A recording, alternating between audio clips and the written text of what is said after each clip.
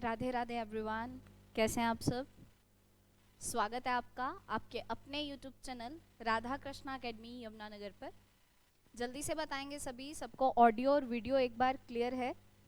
किसी को कोई डाउट या कोई प्रॉब्लम तो नहीं है? ऑडियो में कोई प्रॉब्लम या वीडियो में कोई प्रॉब्लम? राधे राधे। चलिए, बहुत बढ़िया।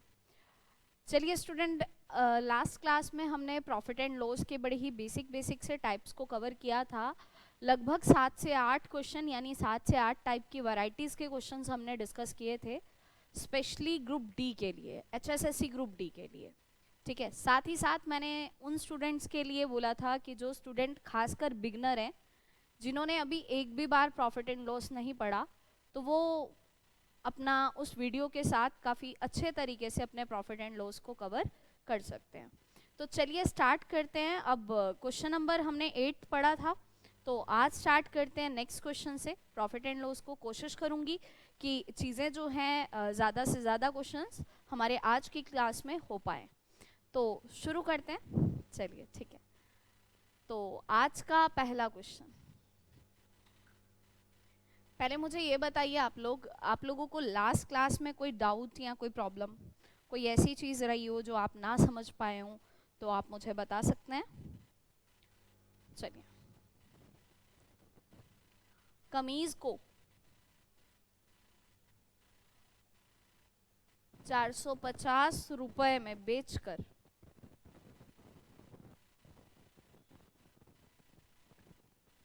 कमीज को 450 रुपए में बेचकर एक व्यक्ति को 25% की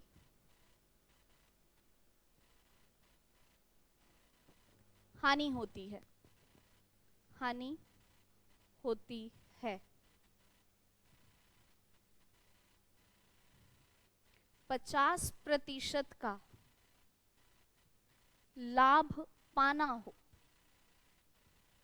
अगर 50% का लाभ पाना हो तो वह व्यक्ति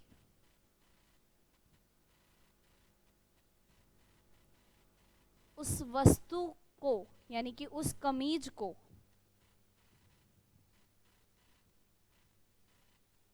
कितने रुपए में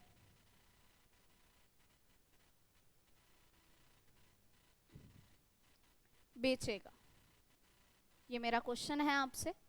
अगर आपने लास्ट क्लास बड़े ध्यान से देखी हो, लास्ट क्लास को बड़े ध्यान से अटेंड किया हो, तो जो लास्ट क्वेश्चन था हमारा वो कुछ इसी बेस्ड पर था, है ना? तो उसके लिए मैंने आपको एक अप्रोच बताई थी। अप्रोच क्या थी? Amount into second upon first equals to result, यानी कि आंसर। अब क्या बोला जा रहा है कि किसी कमीज को 450 रुपए का बेचा, तो हमें क्या हुआ?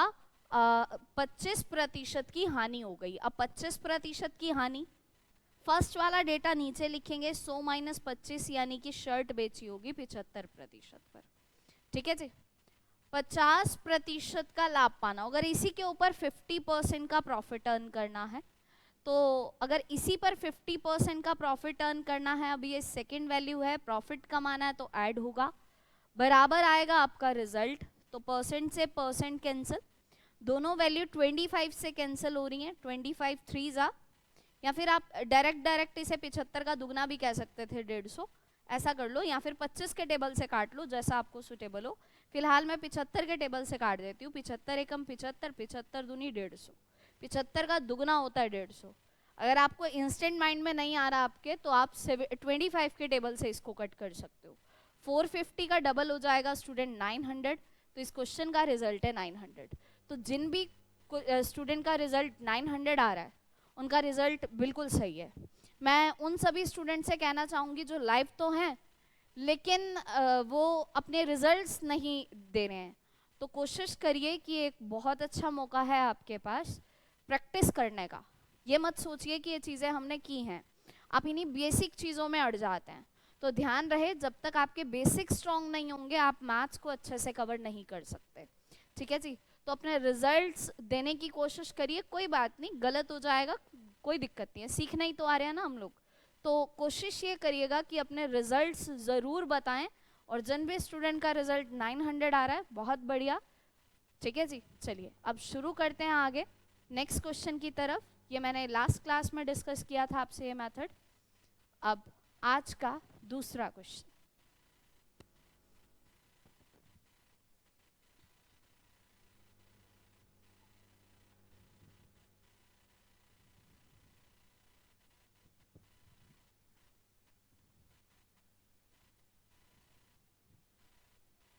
एक व्यक्ति, क्वेश्चन है, एक व्यक्ति ने 8% की हानि पर, एक व्यक्ति ने 8% की हानि पर किसी वस्तु को बेचा।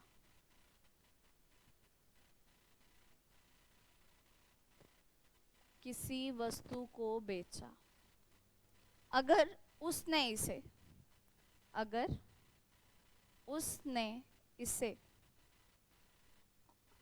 10.5% के लाभ पर बेचा होता तो उसे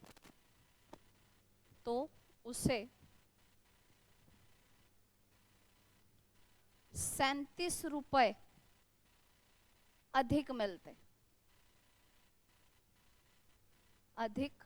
मिलते। तो उस वस्तु का क्रय मूल्य ज्ञात कीजिए। क्रय मूल्य ज्ञात कीजिए। ये क्वेश्चन है आप लोगों के पास, आपको ट्राई करना है। एक बार इंग्लिश वाले लिख लेंगे। A person sold an article at a loss of 8%. Had he sold it a gain of 10.5%, he would have received rupees 37 more.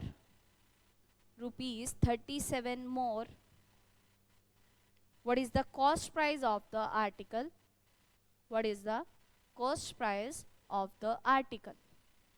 तो कोशिश करिए, इसका रिजल्ट बताइए, फिर मैं मेथड बता रही हूं आपको।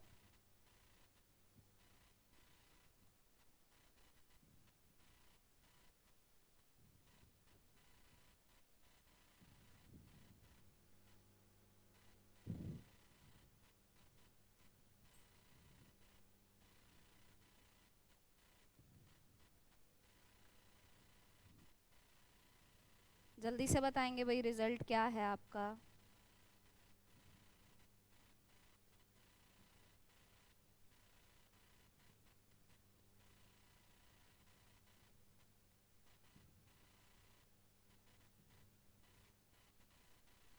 चलिए देखते हैं क्या कहना चाह रहा है। एक व्यक्ति है, उसने किसी सामान को 8% की हानि पर बेचा है। अगर वो इसे 10.5% के लाभ पर बेचता, देखिए इसके दो मेथड है, मैं दोनों मेथड आपसे डिस्कस करूंगी। आप क्या करेंगे, देखिए कॉस्ट प्राइस पूछा है, कॉस्ट प्राइस आपको नहीं मालूम तो आप मान लीजिए किसी सामान का रेट 100 रुपए होगा या 100% होगा। सबसे पहले बोला जा रहा है कि जो सामान 100 का है उसे 8% की हानि पर बेचा जा रहा है। 100 वाला सामान 8 की हानि पर बेचा जाएगा तो 92 में बेचा जाएगा। फिर उसने बोला कि अगर उसने इसी को, यानी इसी 100 रुपए वाले सामान को 10.5% के लाभ पर बेचा होता तो उसे 37 रुपए ज्यादा मिलते। अब आप खुद से बताइए, 100 वाला सामान अगर 10.5% के लाभ पर बेच दे तो 110.5 रुपए में बेचेगा। क्लियर है? पहले ये पर्सन इस सामान को बेचा करता था 92 रुपए का, यानी 92 का। अब ये पर्सन इस सामान को बेचना चाह रहा है 110.5 रुपए में, यानी उसे प्रॉफिट तो हो रहा है। कितने का प्रॉफिट हो रहा है स्टूडेंट? यहाँ से उसे 18 का प्रॉफिट हो रहा है, सॉरी 18.5 का प्रॉफिट हो रहा है। अपने अकॉर्डिंग स्टूडेंट जो यहाँ प्रॉफिट हो रहा है ना, वो 18.5 का हो रहा है। मेरे अकॉर्डिंग तो 18.5 का हो रहा है, लेकिन क्वेश्चन के अकॉर्डिंग उसे 37 रुपए का प्रॉफिट हो रहा है। यानी कि 18.5 यूनिट का वैल्यू 37 रुपए है, तो 1 यूनिट का वैल्यू 37/18.5 होगा, 37/18.5 होगा। अब आप खुद से देखिए, 18 का दुगना तो 36 होता है, तो 18.5 का दुगना कितना होता है? 37 होता है। मतलब 1 यूनिट का मान सीधा सीधा 2 आ रहा है। आप पॉइंट रिमूव करके कैलकुलेट करना चाहते हैं वैसे करिए। वैसे मैं नॉर्मल सी बात आपको बताती हूँ कि 18 का अगर मैं डबल करूँ तो 36 आएगा, लेकिन मेरे पास ना तो 18 है ना 19 है, मेरे पास वैल्यू क्या है? 18.5। तो 18.5 का दुगना कितना हो जाएगा? 37 ही तो होगा। अगर 18 यूनिट का मान 18.5 यूनिट का मान 37 रुपए है, तो 1 यूनिट का मान 2 रुपए होगा। ठीक है, तो 1 यूनिट का मान आ गया जी 2 रुपए। पूछा जा रहा है कॉस्ट कितनी है, कॉस्ट बताइए। कॉस्ट क्या एज्यूम की थी आपने? 100। तो 100 यूनिट का वैल्यू निकालिएगा, आपका रिजल्ट आ जाएगा 200। That is your correct answer, यही आपका सही आंसर है। ये तो हुआ स्टूडेंट एक मेथड, बिल्कुल सही है, जिनका आंसर 200 आ रहा है। आप 100 मान के भी कर सकते हैं, लेकिन कई बार ऐसा होता है ना कि चीज़ें थोड़ी सी मुश्किल सी हमें मिल जाती हैं, कैलकुलेशन ज़्यादा हो जाती है। तो मैं इस क्वेश्चन के लिए एक टाइप बताती हूँ आपको। जैसे अगर आपको कभी भी क्वेश्चन में दोनों तरफ प्रॉफिट नजर आए, प्रॉफिट परसेंट, तो माइनस कर दिया करो। लॉस परसेंट, तो हमेशा माइनस कर दिया करो। अगर आपको नजर आए प्रॉफिट परसेंट और लॉस परसेंट, तो हमेशा ऐड किया करो। अगर नजर आए लॉस परसेंट और प्रॉफिट परसेंट, तो भी ऐड किया करो। यानी अगर अपोजिट वैल्यूज दी हैं तो प्लस करो, और अगर सिमिलर वैल्यूज दी हैं तो माइनस करो। क्लियर? फिलहाल मुझे बोला जा रहा है पहले 8% की हानि, ये 8% की हानि, एल का मतलब लॉस, और प्रॉफिट पर बेचा 10.5 के, दोनों अलग अलग हैं, लॉस और प्रॉफिट। तो हमें क्या करना चाहिए? ऐड। तो मेरे अकॉर्डिंग कितने रुपए ज्यादा हुए? 18.5 रुपए, यानी 18.5% का वैल्यू है 37। तो आपको 100% का वैल्यू निकालना, तो आप करिए 37/18.5। अब परसेंटेज वाला 100 यहाँ लगा दीजिए, कट करिए, तो आपका रिजल्ट आ जाएगा 200। ठीक है जी। अब आपकी इच्छा है कि आप कैसे करना चाहते हैं, 100 मान के करना चाहते हैं 100 मान के करिए।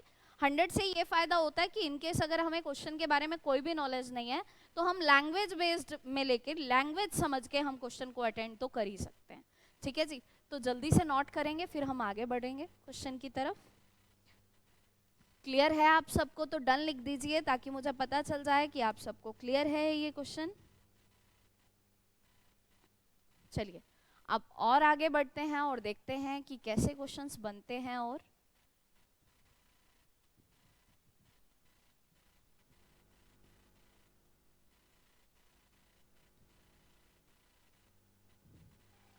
तो क्वेश्चन है आपका, अगर किसी वस्तु को 6500 रुपए में, किसी वस्तु को 6500 रुपए में बेचने पर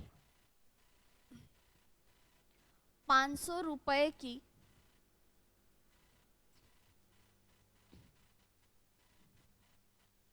हानि होती है,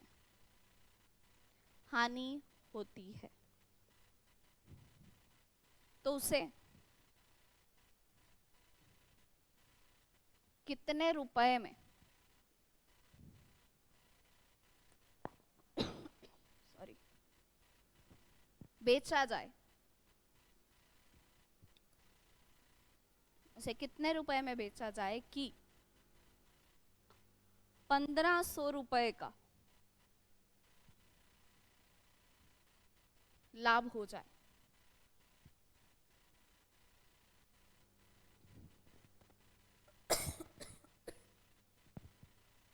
देखिए स्टूडेंट, ये क्वेश्चन इजीएस्ट क्वेश्चन में से एक है, तो आप सभी पहले इस क्वेश्चन को पढ़ें, ट्राई करें, देन उसके बाद आंसर दीजिए। और इस क्वेश्चन का रिजल्ट हर स्टूडेंट का आना चाहिए, हर एक स्टूडेंट का। बोला क्या जा रहा है क्वेश्चन के अंदर? On selling an article for ₹6500 there is a loss of ₹500, there is a loss of ₹500,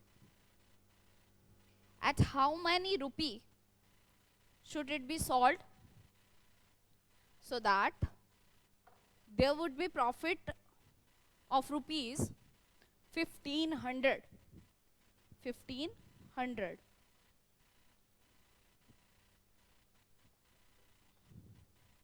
तो तो एक बार सभी बताएंगे करेक्ट आंसर क्या होना चाहिए। चलिए देखिए, खुद से समझने की कोशिश करिए। हमने किसी सामान को 6500 रुपए का बेचा, 6500 रुपए में बेच दिया, तो मैं बता 500 रुपए का लॉस हुआ। हमें क्या पता चला कि हमें 500 रुपए का लॉस हुआ। तो बताइए हमने सामान को कितने में खरीदा होगा? तो भाई हमने तो सामान को 7000 रुपए का खरीदा होगा। क्लियर है जी ये बात? फिर से बता रही हूँ, कोई सामान हमने 6500 रुपए का बेचा तो हमें 500 का लॉस हुआ, मतलब डेफिनेटली सामान तो हमने ज्यादा का खरीदा होगा। कितने का? 7000 का। बोला जा रहा है जो सामान आपने खरीद लिया, कितने का? 7000 का। उस सामान को ऐसा कितने रुपए में बेचें कि प्रॉफिट हो जाए 1500 रुपए का? तो आप खुद से सोचिए, जो सामान आप 7000 रुपए का खरीद कर लाए हैं उसे आप कितने रुपए का बेचो कि 1500 का प्रॉफिट हो जाए? बिल्कुल सही आंसर है 8500 रुपए। जिनका भी आंसर 8500 आ रहा है बिल्कुल सही आ रहा है। मेन क्या है? स्टेटमेंट को पढ़ना और समझना। सिर्फ स्टेटमेंट को समझिए, आपके यहाँ पर क्वेश्चन बन जाएगा। ठीक है जी, चलिए आगे बढ़ते हैं अब। और क्या बोला जाता है क्वेश्चंस के अंदर वो देखना बाकी है हमारे लिए। हाँ, ये क्वेश्चन बहुत इंपॉर्टेंट है। अब जो मैं आपको दे रही हूँ लिखिए, एक वस्तु को 20% लाभ पर बेचा जाता है, बेचा जाता है। यदि उसे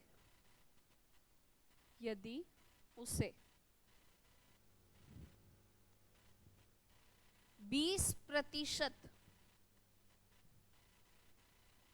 कम में खरीदा होता, कम में खरीदा होता और 640 रुपए कम में बेचा होता, कम में बेचा होता, तो 30% का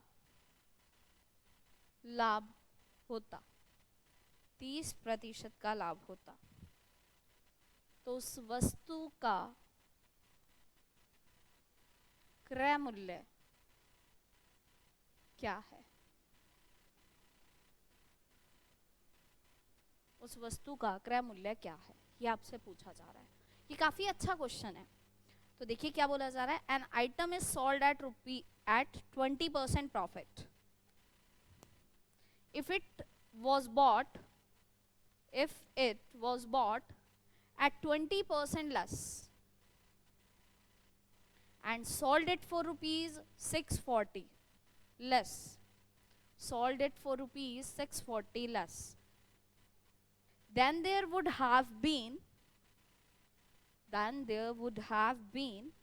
a profit of 30%. Find the cost price of the article. Find the cost price of the article. देखिए बहुत शानदार क्वेश्चन है, अक्सर पूछा गया है हरियाणा के पेपर्स में भी, सेंट्रल लेवल के पेपर्स में भी। तो ध्यान से समझ के चलिएगा बोला क्या जा रहा है। देखिए सबसे पहले वस्तु को 20% के लाभ पर बेचा। मैं ज्यादा आगे नहीं चलूंगी, सिर्फ एक एक लाइन को रिप्रेजेंट करती हुई चलूंगी, तो ध्यान से समझना। एक वस्तु को 20% के लाभ पर बेचा, कोई सामान खरीदा होगा फिर उसे बेचा होगा। तो कोई सामान कितने का खरीदा हमें मालूम नहीं, तो मैंने मान लिया कि सामान 100 का खरीदा, उसे 20% के लाभ पर बेचा। 20% के लाभ पर तो 120 में बेचा होगा। तो इस पहली लाइन का तो मतलब खत्म हो गया। फिर कहना चाह रहा है यदि उसे 20% कम में खरीदा होता, किसे?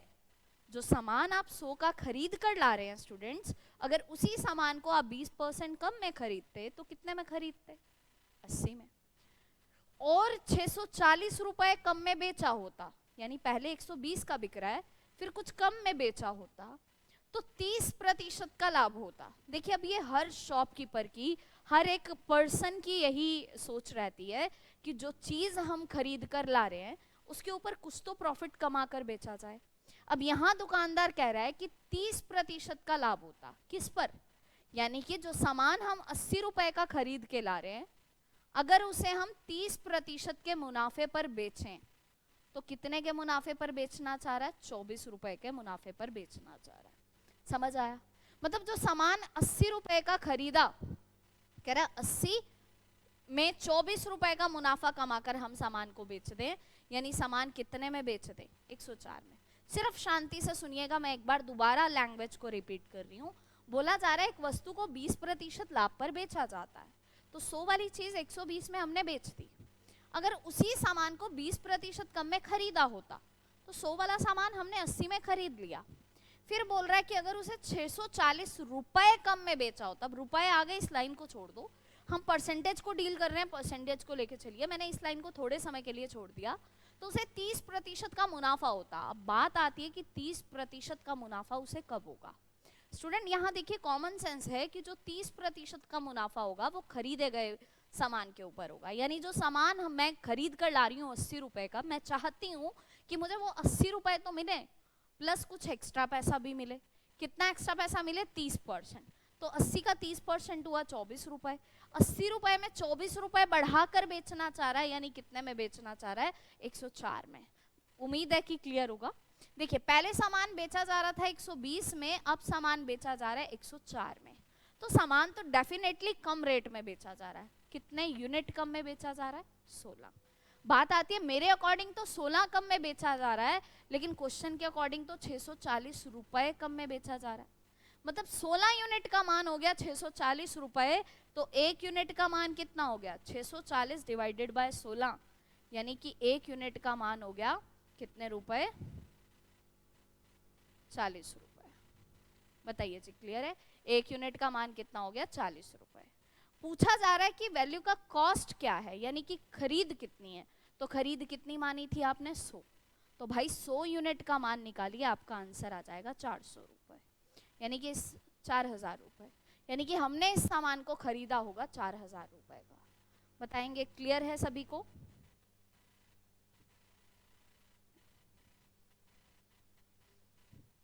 हाँ जी, यहाँ तक आप कुछ भी पूछना चाहते हैं, कोई भी आपको डाउट है तो आप फटाफट कमेंट करके बताइए कि यस आपको इस पॉइंट में डाउट है, ताकि मैं आपका डाउट क्लियर कर सकूं। यस जल्दी से बताइए, तब तक हम इंक फिल कर लेते हैं। जल्दी से बताएंगे एक बार सभी।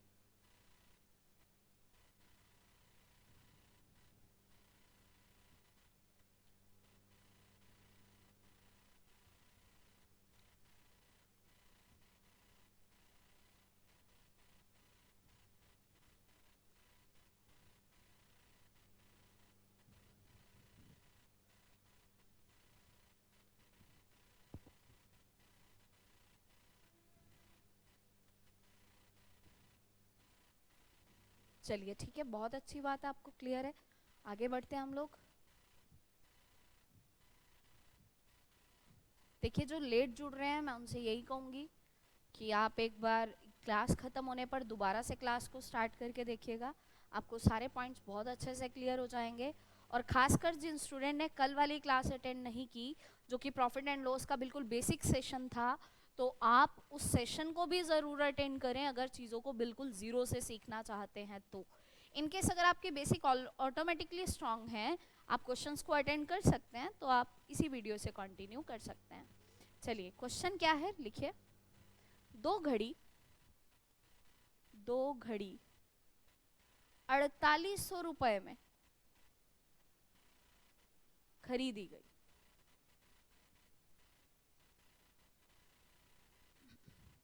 दो घड़ी 4800 रुपए में खरीदी गई। एक घड़ी को 15% की, एक घड़ी को 15% की हानि पर और दूसरी को 19% के लाभ पर बेचा गया। लाभ पर बेचा गया। तो इस प्रकार, सॉरी, लाभ पर बेचा गया। आगे लिखिए, यदि दोनों घड़ियों का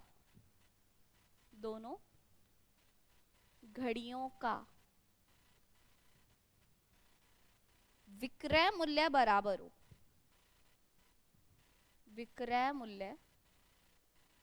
हो,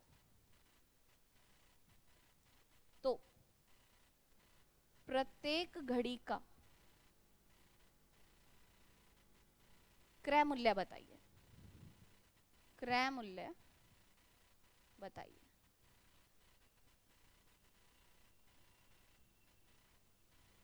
चलिए जी, क्वेश्चन आपको समझ आ ही गया होगा, इंग्लिश वाले लिख सकते हैं। लिखिए, 2 watches were bought for ₹4800. First is sold at 15% loss and second sold at 19% profit, so that the selling price of both watches became equal.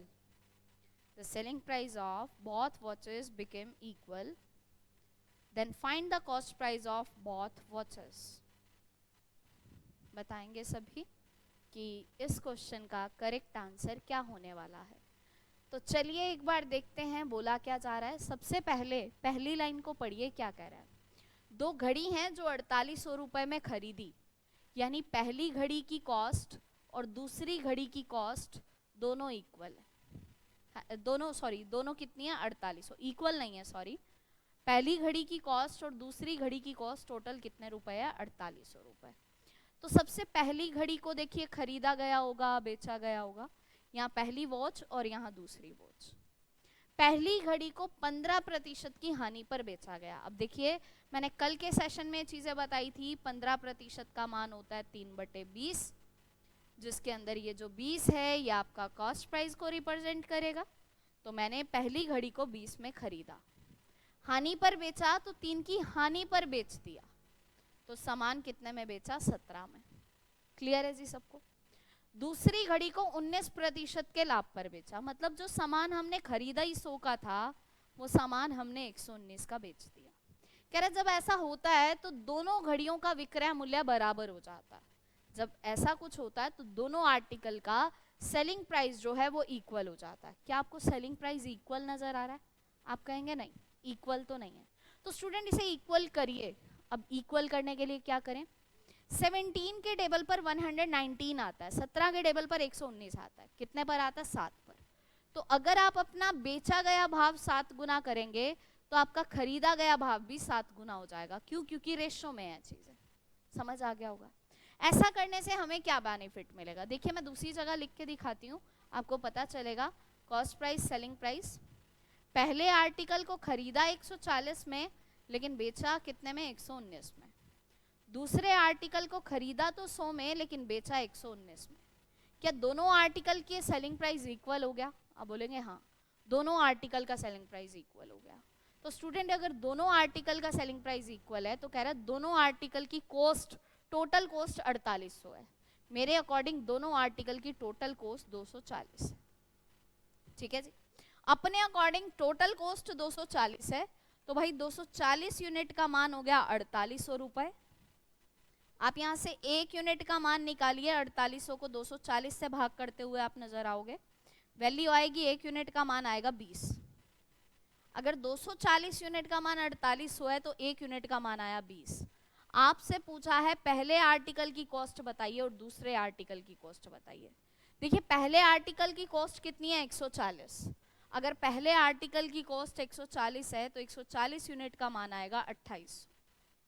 दूसरे आर्टिकल की कॉस्ट बताइए। पहला आर्टिकल, अब दूसरे आर्टिकल की कॉस्ट बताइए। दूसरा आर्टिकल कितने का? 100 यूनिट का।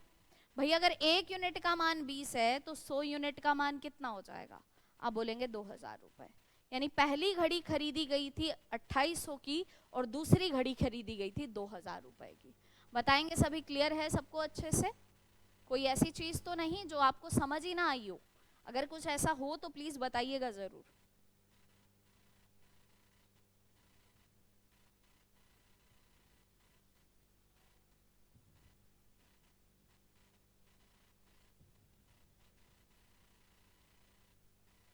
चलिए इससे मिलता जुलता एक क्वेश्चन और करेंगे हम। ये तो आपको पता चल गया किस तरीके से चीजें कैलकुलेट होती हैं। बस आपको ये देखना है कि इक्वल क्या है। कई बार कॉस्ट को इक्वल बोला जाएगा और कई बार सेलिंग प्राइस को इक्वल बोला जाएगा। तो ध्यान रख के चलिएगा कि हमें चीज़ों को किस तरीके से अटेंड करना होगा या किस तरीके से हम अटेंड जो है वो कर सकते हैं। देखिए क्वेश्चन है, दो वस्तुओं को समान मूल्य पर बेचा गया। दो वस्तुओं को समान मूल्य पर बेचा गया।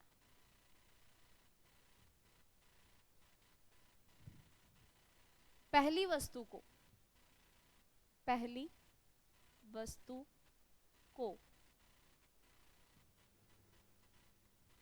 25% के लाभ पर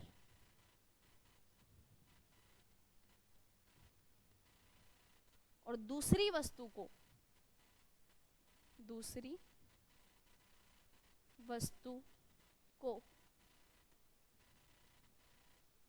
20% की हानि पर 20% की हानि पर बेचा जाता है,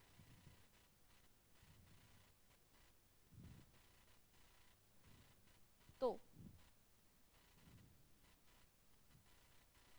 कुल कितने प्रतिशत का लाभ या हानि होती है? कुल कितने प्रतिशत की लाभ या हानि होती है? ये क्वेश्चन है आपसे।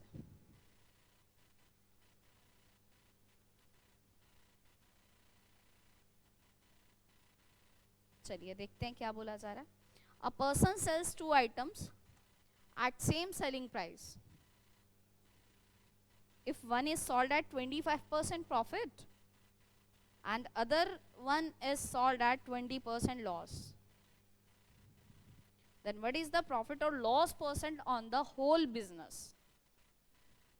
यानी पूरे व्यापार में कुल कितने प्रतिशत का लाभ या कुल कितने प्रतिशत की हानि होगी, ये आपको बताना है। तो चलिए हम लोग ट्राई करते हैं कि किस तरीके से चीज़ों को किया जाए। सबसे पहले आर्टिकल को सेल किया गया, मतलब खरीदा गया, बेचा गया। पहला आर्टिकल और दूसरा आर्टिकल। पहले आर्टिकल को बेचा गया 25% के लाभ पर। 25% देखिए 1/4 होता है। जब आप किसी सामान को 4 में खरीदते हैं तो 1 के मुनाफे पर बेचते हैं, यानी 5 में बेच रहे हैं। दूसरी वस्तु को 20% की हानि पर बेचा गया। 20% 1/5। जब कोई सामान आपने 5 में खरीदा तो 1 की हानि पर, मतलब 4 में बेचा। सबसे मेन लाइन, दो वस्तुओं को समान मूल्य पर बेचा गया। इसका मतलब दोनों आर्टिकल का सेलिंग प्राइस इक्वल है, जो कि आपको यहाँ नजर नहीं आ रहा होगा। इक्वल करिए, यहाँ 4 से मल्टीप्लाई कर देते हैं, यहाँ 5 से। अगर आप अपना बेचा गया भाव 4 गुना करेंगे तो खरीदा गया भी 4 गुना होगा। अगर आप बेचा गया 5 गुना करेंगे तो खरीदा गया भी 5 गुना होगा। उम्मीद है कि आप इन चीजों को अच्छे से समझ पाए होंगे। कोई दिक्कत? आगे बढ़ते हैं। देखिए पहला आर्टिकल, दूसरा आर्टिकल, कॉस्ट प्राइस और सेलिंग प्राइस। पहला सामान खरीदा 16 में लेकिन बेचा 20 में। दूसरा सामान खरीदा 25 में लेकिन बेचा 20 में। इस तरह से दोनों आर्टिकल का जो सेलिंग प्राइस है ना वो सेम हो गया। अब कह रहा है कि पूरे में बताइए कितने % का प्रॉफिट या कितने का लॉस। अब आप खुद से सोचिए, पहला सामान 16 का खरीदा, दूसरा सामान 25 का खरीदा, यानी टोटल सामान अपने कितने रुपए का खरीद लिया? 41 का। पहला सामान भी 20 का बेचा, दूसरा भी 20 का बेचा, तो टोटल हमने सामान कितने का बेच दिया? आप बोलेंगे 40 का। अब जो सामान आप टोटल 41 रुपए का खरीद के ला रहे हैं, वो सामान आप 40 रुपए का बेच रहे हैं। तो स्टूडेंट आप प्रॉफिट कमा रहे हैं या लॉस? आप बोलेंगे लॉस हो रहा है, 2 का, सॉरी 1 का लॉस हो रहा है, सॉरी 1 का लॉस हो रहा है। 1 का लॉस हो रहा है भाई 41 पर गुना 100। इसे कैलकुलेट करेंगे, आपका आंसर आएगा 2 सही 18/41%। ये आपका रिजल्ट है। बताएंगे सभी, क्लियर है? कोई ऐसी चीज जो आपको समझ ना आई हो? तो ये था स्टूडेंट आपका कुछ प्रॉफिट एंड लॉस के कुछ इंपॉर्टेंट क्वेश्चंस जो कि HSSC ग्रुप डी के लिए इंपॉर्टेंट हैं। अब देखिए इस पॉइंट पर तो काफ़ी सारे क्वेश्चंस बनेंगे, है ना। कभी पूछ लेता है कि ओवरऑल बताइए, कभी पूछेगा फर्स्ट की कॉस्ट कितनी है, कभी पूछेगा सेकंड की कॉस्ट कितनी है। मैं ये नहीं कह रही कि 100% टॉपिक जो है वो ख़त्म हो चुका है, नहीं, हरियाणा ग्रुप डी लेवल का जो कंटेंट है वो सफिशेंट है आप लोगों के लिए। बाकी आप अपनी प्रैक्टिस करिए, जो आपके व्हाट्सएप ग्रुप्स हैं उसके अंदर आप अपने डाउट्स भेजिए, ठीक है। जितने भी डाउट्स होंगे वो आपके क्लियर करने की कोशिश की जाएगी, कि आपके सारे के सारे डाउट्स जो हैं वो क्लियर करके आपको दिए जाएं।